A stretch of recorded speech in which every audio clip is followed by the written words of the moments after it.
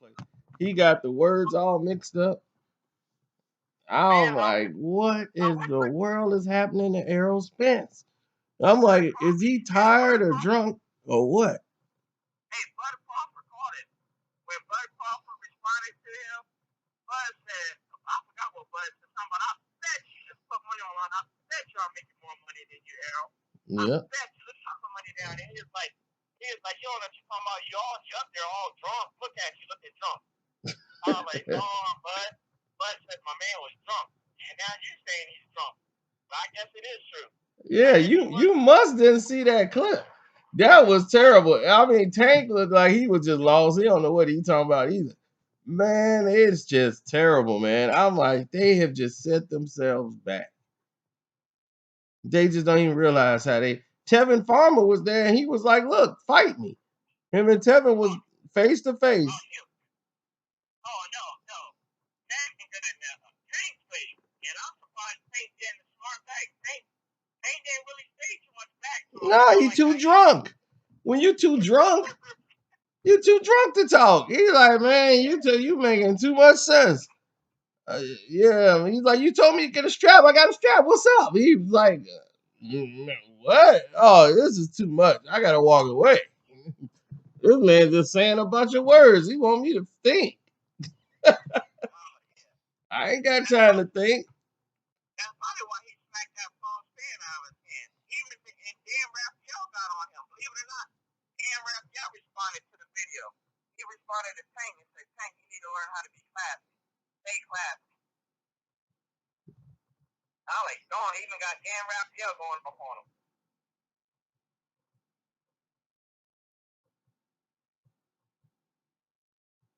See, that's what happened when Al Hammond got a bunch of hood niggas together. That's what you're going to get. Yep. And now they enforce. I told you before that Errol G's the enforcer. You remember I told you a few years ago when he was at the Mayweather camp? I said, Kev, Errol don't never act like this. Never. I talked to him about 3 times. I said, Errol don't never act like this. And Kevin, when he left the Mayweather camp, Errol went right back to being the floor again. I was like, okay, now this is the Errol I know. But when Errol gets around a bad influence, a bad group of people, Errol goes right along with the flow. That's sad. I never thought that to be Errol. Yeah. I never thought he was one of those. I told you. I was like, I don't see him with that kind of influence. You know, he's not the guy with the tattoos and I'm like, nah, he's a stand on his own type of guy. Yep. Then he gets out here with Adrien Broner and Tank and there they go. They going down memory lane. Yep. And then I was surprised that Errol Spence bashed ESPN when he was talking to Buddy Crawford. He said, I don't fight on stuff like ESPN. I only fight on Fox or Showtime. I'm like, dude, who cares what it is? As long as they pay y'all the money that y'all want, who cares what network it is? And just pay me the money I want, and I'll fight there. Right. And I know that he's making more money than Terrence. Because that new deal that Terrence just signed, the minimum is $3 million a fight. Minimum. Wow. Bud even came out and said the Jeff Horn fight, he made $3 million for the Jeff Horn fight. And Errol and Terrence and this new contract that I got with ESPN and Top Rank, $3 million minimum that I'm gonna make each fight now. So I think he is making more than Errol, because Errol only talks about what, 1.2, 1.5. Well, he probably, unless Al getting him some more money somewhere. Yeah, but he's got to spread that $60 million out over. Is it 2 years or 3 years?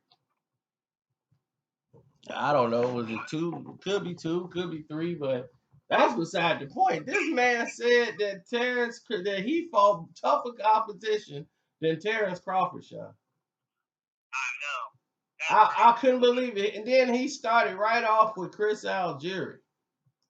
I said, Chris Algieri?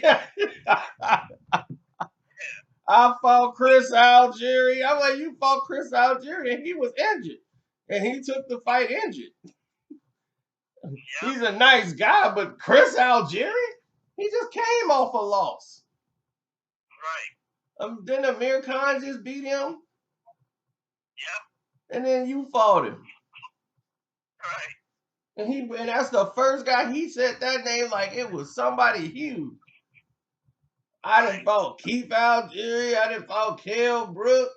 I'm like, yeah. I think Kell Brook is the only biggest name that Errol had. The only fight he had. Yeah. It's the only fight he had. We're waiting on him to have another fight. And he bragging. The guy he beat up in Dallas, I've never heard of that guy ever in life. Who was he? Man, Errol's getting a little bit above himself. Man, he been above himself, man. Oh, look, and then on top of that, and then earlier today, Tank revealed a text message that Floyd sent to him this weekend. I don't know if it was today or this weekend. He said, yeah. He said, I just got a text from Floyd Mayweather. He just told me I'm a broke fighter. You're a broke fighter. He said, that's all right, Floyd. That just motivates me more to keep pushing and going forward. So I did a video, and in the video I said it's one of two things. I said, first of all, that is so weird hearing a promoter tell his fighter he's broke. I've never seen a promoter do that. I said one of two things happen. Either Floyd ain't paying him the type of money that Tank wants, or he is paying Tank and Tank is blowing through his money. One of the two. Well, which one looks like the narrative that's happening? Or it could be a little bit of both. You want it to be a little bit of both, but Well, I don't know. I haven't seen Tank's work. The only person I've seen from Tank was maybe 2 fights ago where he made 300. No, when he fought for that championship that Floyd got him, he got 350,000 for that fight. That was it. yeah, 350,000 what? I can't believe you can't look at this narrative and figure it out. What's the problem? You can't see this guy's behavior. You can't see the systematic destruction of a guy with lack of discipline. You have a lack of discipline in the ring, you're going to have a lack of discipline outside of it. If you can't get yourself prepared or in shape for a fight, you got to one fight you in shape, the next fight you out, one fight you in, next fight you out. If you can't do that, how you going to handle some finances? Leave that young man alone, Ken. How you going to handle fight? Do you think Tank is responsible with money? He looks like a responsible type kid. Do you think Adrien is responsible with money? Do they look like the type of people that are responsible with money? Nah, I gotta admit, they don't look like they're responsible with $10,000. I was 10 too. Floyd then gave this dude jewelry. He gave him a jewelry. He gave him what, rings? He gave him a house because he was in a deadly area in Baltimore. He's like, look, move your mom out the house. Got his mama a house. Got him all the stuff he didn't even need to get him. And Tank thought the money was just gonna keep coming in. Well, I don't know, Tab. It seems like Floyd Mayweather's one that's picking the bad people. He's the one that picked him. Hey, look, it all started back with he picked your boy Nate. He always picking people that don't know how to handle money. He picked who? He always picked your boy Nate. Floyd always picks people that don't know how to handle money. Nate who? Nate, your boy Nate. You talking about Nate Jones? Yeah. Nate is a trainer. He's not in the ring fighting. Nate ain't. I ain't talking about that. I'm talking about Floyd always picking bad people that don't know how to handle money. Well, he's a trainer. That's his job. His job is to train. Just like he does a bad job picking Leonard Ellerby. Leonard Ellerby keeps going, but Floyd got to keep saving the money. When the well goes dry, guess what? They better learn how to fish. They better learn how to get their own money. If that's the case. But I'm talking about these fighters. They the ones that's getting the $1 million checks. If Leonard ain't getting no, well, Leonard should be getting money. But Leonard and Nate, they in way two different boats. I'm quite sure Leonard is making about over $1 million something a year. Easy. I don't know why Floyd's paying him that much. He don't do nothing. Leonard is the face. Leonard is the face of the company. So because you're the face, you get $1 million for that. And he ain't got to do no work. Who says Leonard don't do work? Leonard be in the office. Leonard moves around, do stuff. I'll tell him what to do, and he run and do it. No, Lord. Yeah, he can do that. I can't do what Leonard does. That is out of the question. But no, you do sign somebody like Tank. Tank was the only guy bringing in revenue. Tank was knocking people out. And that's what they want to see. If Tank in the ring, he was normally knocking somebody out. He was the only fighter out there besides Badu Jack that was bringing in revenue. Hey, look, and you know that Adrien Broner was drunk. You feel like Adrien Broner said at the podium, what weight are you going to fight at next, 140 or 147? He said, well, I'm the undisputed 144-pound champ. They're like, what? Huh? Yeah, I'm undefeated at 144 pounds. That's my weight class. 144? Yeah, probably. I don't know. That's what he said. He can tell you was drunk. But man, he said, you gonna fight at 140 or 147 when you come back? I'm fighting at 144 because I'm undefeated. I'm the undisputed 144-pound champ. They're like, what? Like, has anybody beat me at 144 pounds? Oh, no, you only did it catch it once or twice. Exactly. Nobody beat me. See, and Adrian, that's the thing. Adrian's cool with being drunk. He can handle his drunk. He can still be funny and be drunk. Yeah. I don't even think he was that drunk. I think he was just Adrien Broner that night. Everybody else was drunk. Yeah. He probably drink as much as they drunk and was still cool because that's just the norm for him. That's a regular day. Yeah, that's why Devontae Davis was pissed off at you. And he said, look at him, 180 pounds. Oh, yeah, they mad over that photo. But somebody put a photo of him and the Garbage Pail Kids. Like one of them Cabbage Patch Kids. They put his face there and it looked like it fit perfect. Looked like a Cabbage Patch Kid. Oh, man. They really pissed him off when he did that. Yeah, he was real mad at Martha. That's what, as soon as I saw it, Sean, I couldn't believe it. That was the first time they showed him all night. And I was like, man, is that who I think that is? That Tank? And he was like a giant, just sitting there like a Macy's parade float. And the words I was putting in the mouth, it sounded like that's what he was saying. Right. He was picking stuff out of dude's head like it was curly fry. Cheeseburgers, steaks. You been training? Nah. I'll eat snacks, steaks, cheeseburger. Yeah, that man got at least 45 pounds to 50 he got to drop. Oh, man. His whole training camp is going to be a weight loss training camp. They ain't going to be work on skills. Like, man, we got to sweat off. That's what I'm saying. Tevin Farmer was sitting right in front of his face, and I knew he thought what I thought.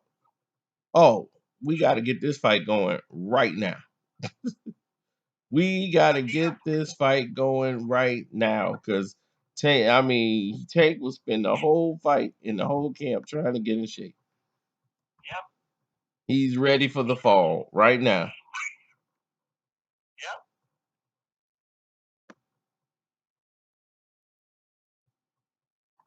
And I'm like, he done been shot. He done been he done been robbed in the fight. Everything. And now he's the champ. And look, it don't matter which way Tank try to move his head, whether Tank try to move Bob left or Bob right, haven't seen them both ways. Oh yeah, with his eyes. Yep. And like that Bob and Weave ain't gonna work on me.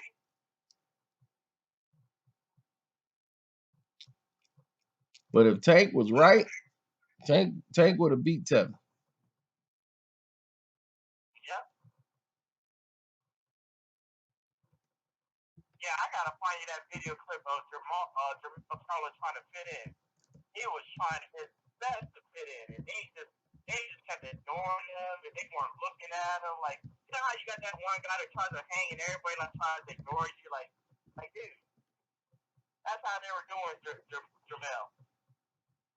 Because I don't know why Jamel thinks it's so cool to be with him after that fight a month or so ago when they were trying to fight Tank and Adrien. So I'm looking at Jamel and like, why do you think it's cool to be hanging with him? And I think he only did that because Jamal wasn't there. I still don't know what happened to Jamal that night. After the fight, for some reason he wasn't allowed backstage or something. I don't know what happened. I don't know. It's probably because of the Adrien and Tank situation. I don't know. Yeah, but that's how Jamel acts flaky.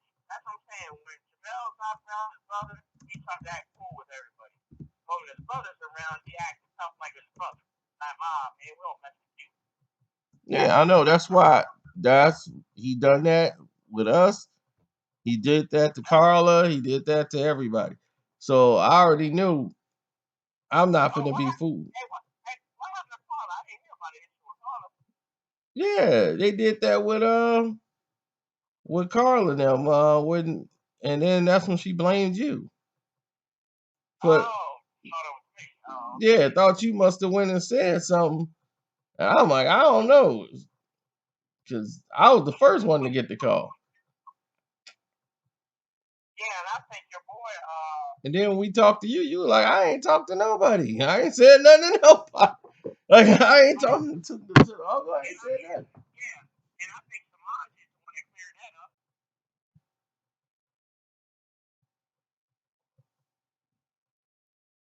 Samaj is like, nah, I had to do with Ryan Shields and allowing people to come in and out whenever they want. Like, man, we trying to train, because I know Carla. Carla's the type of person they trying to train. He's trying to talk business.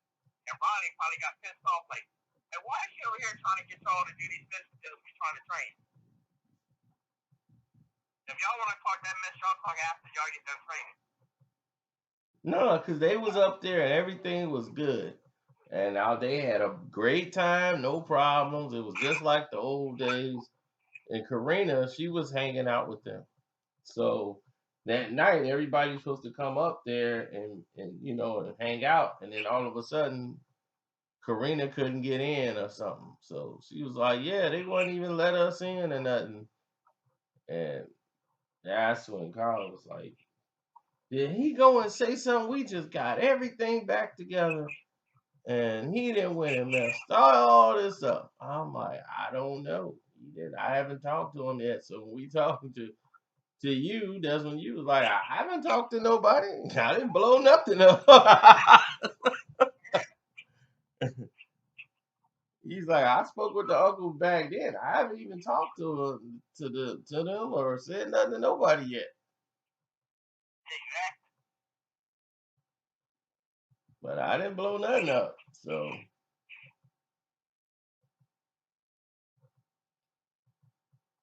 nah, that was just them being flaky.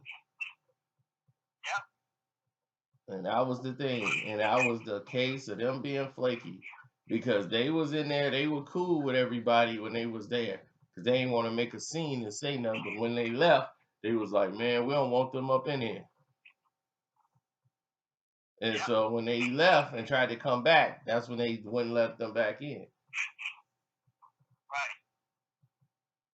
because they didn't want to say nothing to their face. But I'm like, Jamel told me himself. He's sitting over there talking about, because remember when was you out there when y'all was recording like Austin Trout or something? When he was like 6 in the morning, he was going on a run or something. I mean, I wasn't there, but I know about it. Okay, I don't know who the cameraman was and all them, but I think Carl and them had set that up. Yeah, Carla had a cameraman doing that. Okay, right. So that cameraman wasn't you. Okay. But anyway, when that was set up to be done, when we had the incident with Jamel was like right after that. Or I talked to Jamel on the phone and he brought that up in the whole thing. Like they were watching what was happening with Austin. Like they were just not saying nothing, they were just watching it. And they was like, man, we don't need that, man. We the Charlo, man. We got Showtime now. Man, we don't even need that little stuff that Carla got, man. We bigger than that, man. That little stuff she got, that little bootleg stuff with that camera stuff that she doing, man. We don't need that. We got Showtime now. I said, Oh, yeah. Did you ever tell her that they said that? We had a conversation. She know about it. Was she shocked? She shouldn't have been, but she sounded like she was. But she shouldn't have been. This has been their behavior all along. They get what they can get and they move on. They get what they can get and they move on. But I remember them begging for people to cover them. Yep. Begging for somebody to do something with them. Now they too big for stuff. Now we got Showtime. We got Showtime. We don't need nobody now.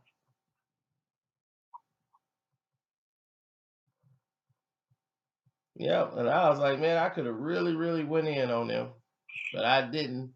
I was like, I thought about your situation and said, nah, let me not. Hey, I could have easily buried them. I still got video footage, and I think I told you about it. I gotta find it. It's somewhere buried on one of my hard drives.